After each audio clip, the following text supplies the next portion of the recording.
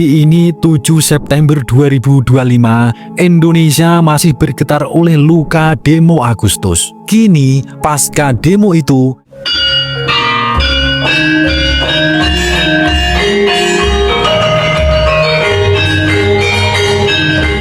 Assalamualaikum warahmatullahi wabarakatuh. Salam waras-waras wae.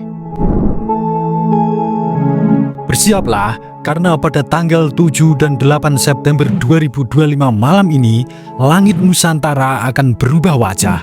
Tepat di 15 Robiul Awal 1447 Hijriah, bulan purnama yang biasa kita lihat lembut akan berubah menjadi merah darah. Inilah blood moon dan gerhana bulan total, sebuah fenomena langka yang sering dianggap sebagai pertanda besar dalam perjalanan sebuah bangsa.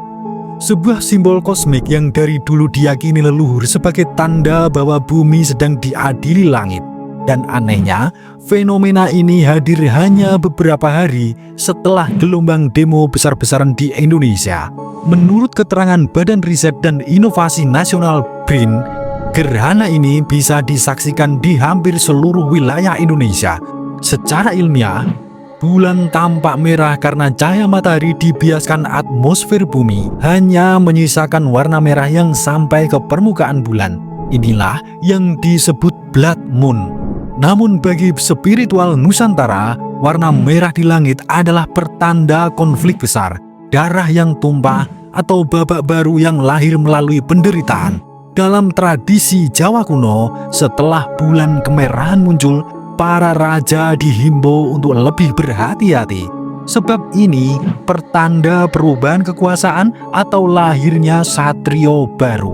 Hari ini 7 September 2025, Indonesia masih bergetar oleh luka demo Agustus. Kini, pasca demo itu, Indonesia memasuki fase penuh ketidakpastian dan langit mengirim tanda blood moon.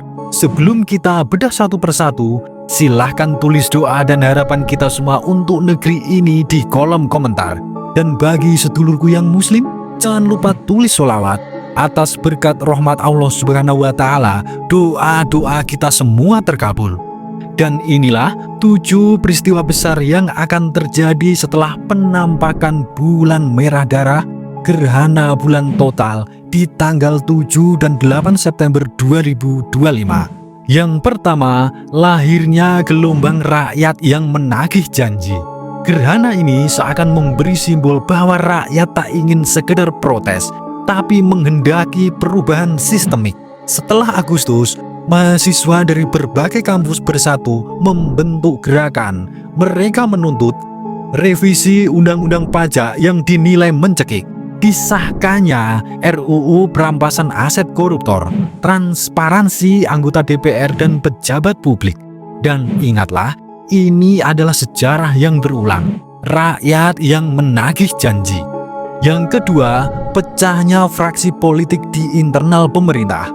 Blood moon adalah pertanda perpecahan, dan benar saja, mulai September ini, tanda-tanda konflik di tubuh koalisi pemerintah semakin jelas. Ada menteri yang mulai mengkritik kebijakan fiskal, DPR terbelah, sebagian mendukung rakyat, sebagian membela kepentingan elit. Isu reshuffle kabinet semakin menguat. Secara spiritual, ini disebut cokro manggilingan. Roda kekuasaan sedang berputar dan siapapun yang tidak sejalan akan terlempar keluar. Yang ketiga, meningkatnya tekanan global terhadap Indonesia. Saat Indonesia sibuk dengan masalah dalam negeri, dunia luar tak tinggal diam. Uni Eropa menekan Indonesia soal EU SEPA. Amerika Serikat mulai mengincar sumber daya langka Indonesia di Kalimantan. Cina tetap ingin mengamankan proyek infrastruktur besar.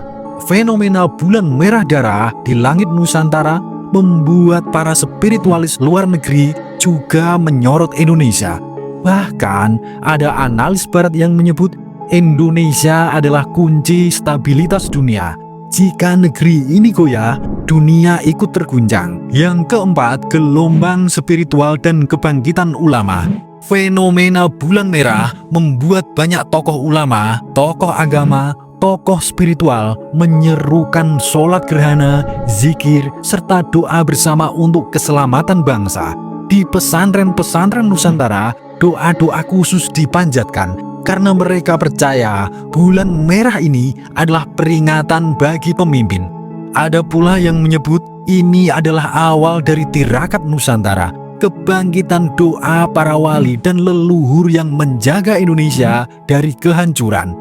Yang kelima, krisis ekonomi mulai membayangi. Gerhana bulan total merah darah selalu membawa efek psikologis. Kali ini pasarnya adalah ekonomi Indonesia. Pasca demo Agustus, rupiah tertekan, investor asing wait and see.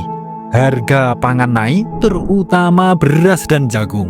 Ironisnya, bertepatan dengan fenomena gerhana corn moon. Ada spekulasi bahwa September hingga akhir 2025 akan menjadi masa krisis ekonomi ringan, namun bisa membesar jika tidak segera ditangani. Bulan purnama merah darah menjadi pertanda krisis bukan hanya angka, tapi juga soal keberanian pemerintah mendengar suara rakyat. Yang keenam, kelahiran tokoh baru dari gerakan rakyat. Sejarah mencatat, di setiap krisis besar selalu lahir tokoh baru. Pada 1998, lahir Gus Dur, Megawati, dan tokoh reformis lainnya. Kini, pasca demo Agustus dan tanda Blood Moon, muncul nama-nama baru dari mahasiswa, aktivis, bahkan ulama muda. Mereka mulai mendapat simpati rakyat. Media sosial penuh dengan video orasi mereka. Spiritualis Nusantara menyebut, inilah pertanda lahirnya gerakan Ratu Adil dalam bentuk baru, bukan hanya satu orang, tapi gerakan kolektif rakyat. Yang ketujuh, Indonesia menuju babak besar 2030.